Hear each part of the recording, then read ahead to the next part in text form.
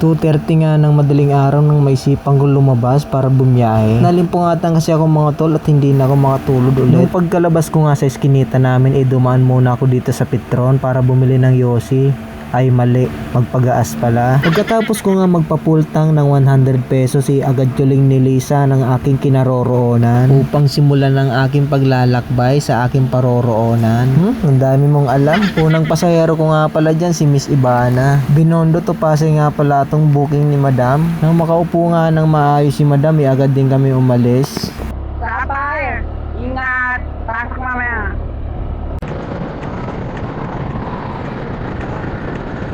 Dahil nga sa sobrang luwag ng kalsada ay agad kami nakarating sa drop-off location ni Madam. Sa di nga kalayuan ay pinasukan din ako kaagad ng pangalawang customer. Hindi ko na nga ito pinatagal at agad ko na itong pinuntahan. From Malati to Makati naman tong booking ni Madam. Nung pagkasakay nga dyan ni Madam, tinanong niya ako kung nagbablog daw ba ako. Ang sabi ko naman, opo. Okay lang ba ma'am na isama kita sa vlog ko? Okay lang kuya, sagot niya. Mas gusto ko nga po yun kaya yung madaldal yung rider para hindi boring sa biyahe, sabi niya.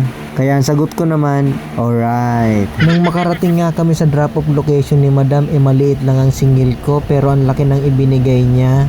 Thank you, kuya. Ang dami na ito ma'am.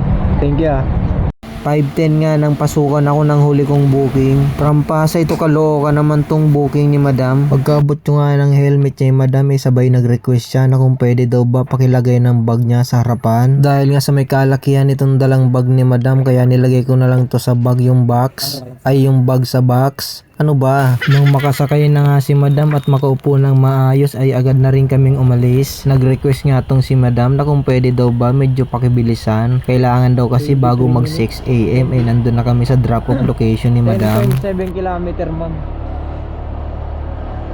23 minutes. Kaya tayo bayan. Sabagay, maaga pa. Bakit may hinahabol po ba kayong oras ma'am?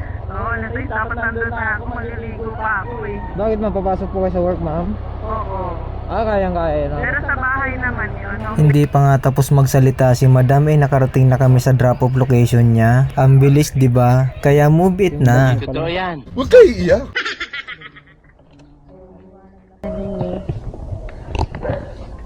Naliligo pa ako. Wait lang kuya.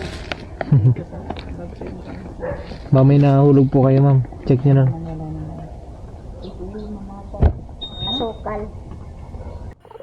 Medyo natagalan niya akong magantay dito kay Madam. Hinahalukay niya kasi yung daladala niyang bag. Hinahanap niya yung pambayad niya. Kaya binuksan ko yung box ko para tignan baka nalaglag sa loob. At di nga ako nagkamali mga tol. Nandun niya sa loob ng aking box. Magkano kuya?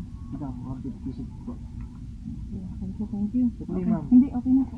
Okay ma'am, thank you ma'am. Okay po. 156 nga palang babayaran niya ni Madam pero ginawa niya ng 200. Laking pasalamat nga ni Madam dahil nakita niya yung pera niya.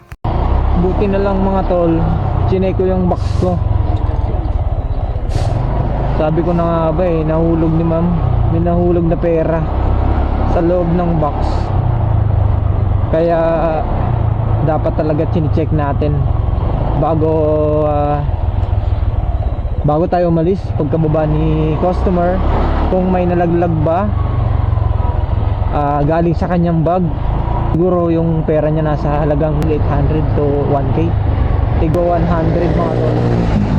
Kawawa naman si Madam kung sabagay alam ko naman kung saan ko siya ibinaba.